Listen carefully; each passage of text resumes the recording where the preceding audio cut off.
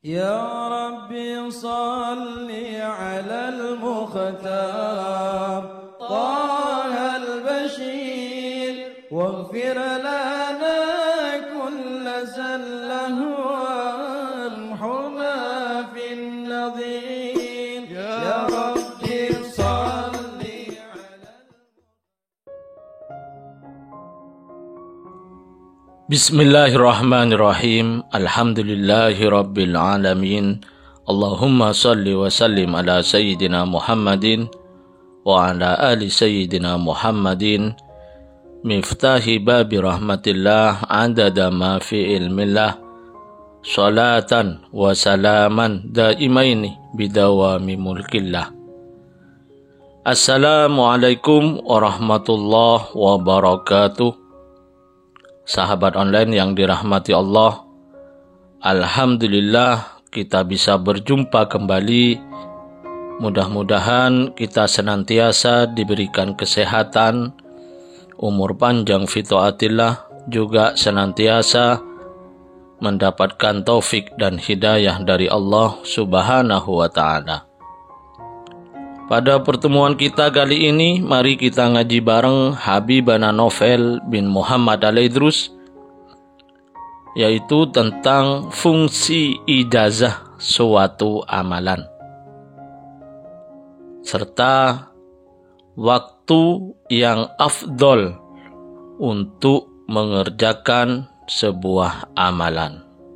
Assalamualaikum warahmatullahi wabarakatuh, Habibana. Waalaikumsalam warahmatullahi wabarakatuh. Mas Agus kalau mau, nah sudah buka, saya baru mau ngomong. Kalau mau buka kamera silakan. Ternyata sudah buka kamera. Alhamdulillah. Mas Agus tinggal di mana? Saya di Kalimantan, Beb.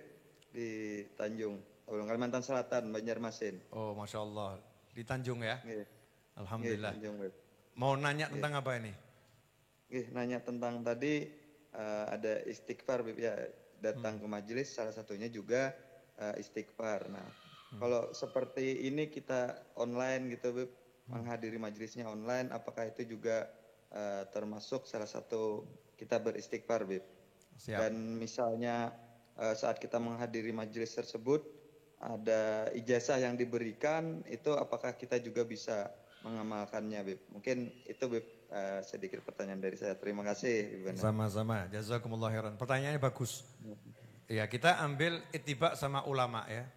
Ya, seperti yang pernah saya sampaikan, di antara kajian-kajian ulama yang ada itu adalah kajian online. Seperti Al-Habib Umar bin Muhammad bin Salim bin Hafid Mattanallahu bituli hayatih. Punya kajian online dengan PBNU, bahas kitab di sana. Kajian online.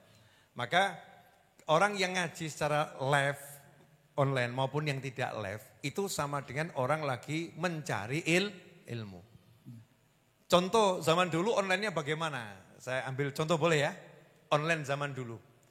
Imam Ghazali nulis kitab Bidayatul Hidayah. Nulis kitab Bidayatul Hidayah. Berarti yang berbicara itu siapa? Imam Ghazali. Lewat apa? Lewat kitab. Kita ambil kitabnya, kita baca. Berarti kita lagi belajar dari Imam Ghazali. Tidak secara langsung tapi lewat media namanya buku. Ini online juga. Tapi online-nya online offline buku gitu. Nah zaman sekarang buku itu, ini kalau saya bisa kan saya tulis semua ucapan saya ya. Kemudian saya share, orang yang baca ucapan saya berarti kan lagi belajar dari saya. Nah sekarang digantikan tulisan itu dengan audio visual, audio dan video. Sehingga bisa langsung menyimak dari saya. Ya ini namanya sama juga belajar ya, belajar. Hanya saja kalau masalah barokahnya tergantung adabnya. Semakin kita beradab, barokahnya itu akan semakin besar. Nah kalau untuk yang offline, bedanya dengan yang online itu apa? Memang ada bedanya. Ada bedanya. Yang online itu susah untuk membuat rasa. Karena terpengaruhi di sekitarnya. Suasana di tempat dia lagi online tuh ya. Mungkin sendirian, mungkin tempatnya tidak terkondisikan. Itu jadi susah membuat rasa. Tapi yang offline di sini, ya itu otomatis kerosok, temennya banyak, kopinya ada, cemepak gitu kan ya.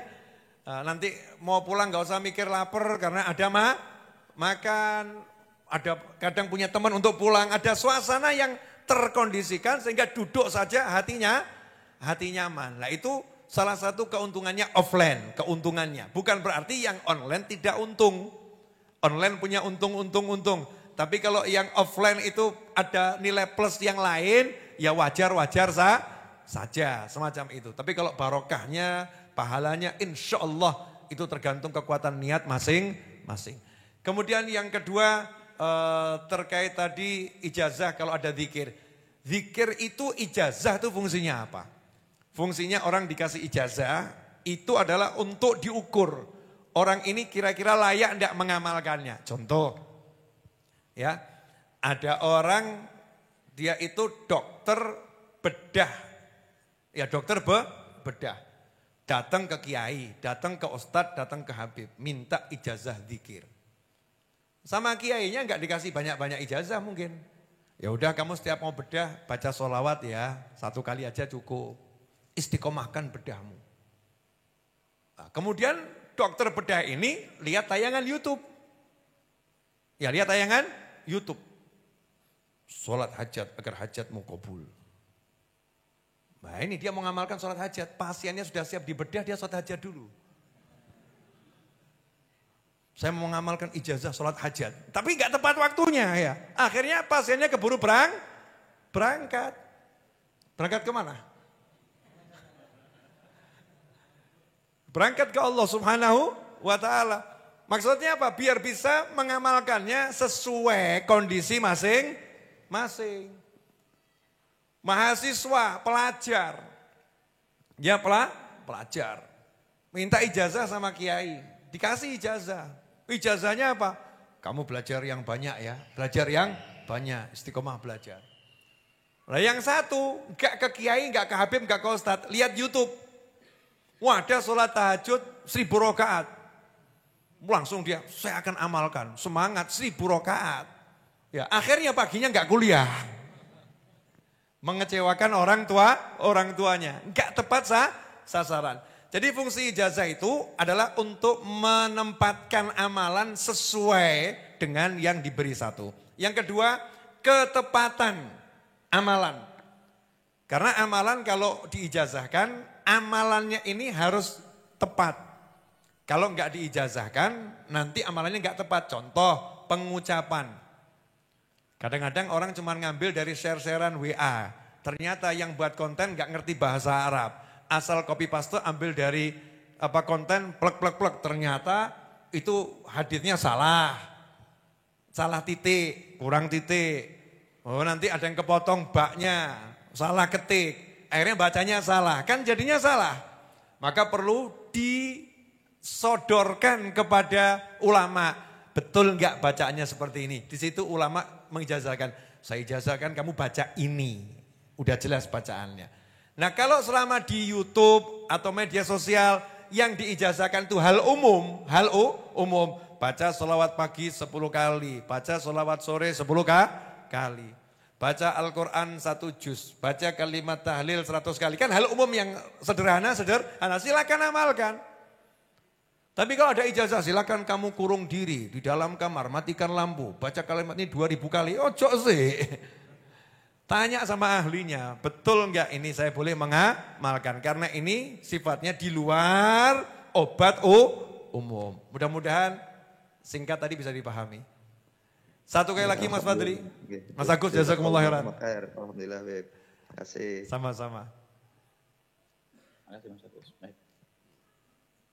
Kami lanjutkan Habib, bismillah. Di sini dari akun Ibu Siti Solihah, ini dari akun ibu-ibu, tidak diperkenankan mengaktifkan kamera ya Bu ya. Cukup mic-nya saja yang diaktifkan, silakan. Waalaikumsalam, silakan. Ya Habib, Assalamualaikum warahmatullahi wabarakatuh. Waalaikumsalam warahmatullahi wabarakatuh. Ibu Siti dari mana? Dari Ciputat Timur Habib. Silakan Bu Siti. Ya baik, alhamdulillah Habib. Habib saya ingin menanya singkat aja Habib tentang sholawat miftah Habib ya. Itu afdolnya itu dibacanya saat kapan Habib? Itu aja Habib.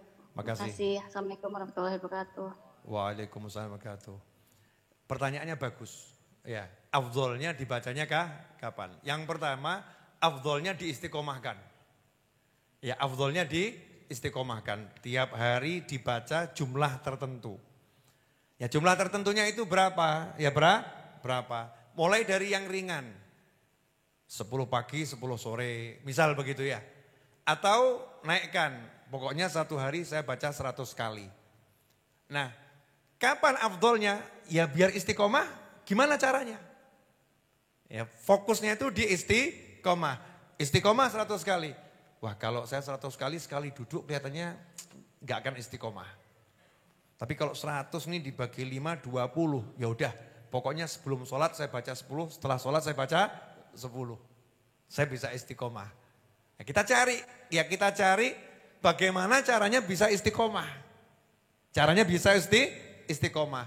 Setiap orang beda-beda afdolnya. Ya afdolnya beda-beda. Kadang ada yang mengatakan, oh afdolnya dibaca pagi hari. Ternyata pagi ngurusi anak, akhirnya nggak bisa istiqomah. Dibaca sore hari afdolnya, sore ngurusi suami, nggak bisa istiqomah. Lihat dirinya masing-masing, fokus sama istiqomah. Nah, istiqomahnya inilah yang afdol daripada 1000 kekeramatan. Nah nanti cari waktunya yang paling asyik, ya, yang paling suka, yang paling bersemangat dan bisa istiqomah. Intinya di situ. Makasih Bu Siti Solihah, jazakumullah khairan untuk semuanya. Alhamdulillah, kita telah menyimak penjelasan dari beliau. Semoga ilmu yang telah kita peroleh ini dari Habibana Novel bin Muhammad Al-Idrus menjadi ilmu yang bermanfaat bagi kita, keluarga, dan anak cucu kita. Habibana Novel bin Muhammad Al-Idrus dalam sesi tanya jawab bersama Habib menjelaskan tentang fungsi ijazah dalam satu amalan. Amalan itu dibagi menjadi 2 bagian. Ada yang bersifat umum dan ada yang bersifat khusus. Amalan yang umum tidak memerlukan ijazah. Misal baca sholawat 10 kali di pagi dan sore hari, baca Al-Quran 1 juz setiap hari, dan sebagainya. Amalan yang sederhana. Sedangkan amalan yang bersifat khusus memerlukan ijazah. Lantas apa fungsi ijazah? Adapun fungsi ijazah sama halnya dengan sebuah obat yang diberikan oleh seorang dokter kepada pasiennya. Ada obat umum, juga ada obat khusus. Jadi kegunaan ijazah itu diantaranya menempatkan amalan sesuai dengan kondisi orang yang mengamalkan. Kemudian ketepatan amalan baik dalam penulisan dan pengucapannya supaya tidak keliru dalam pembacaannya.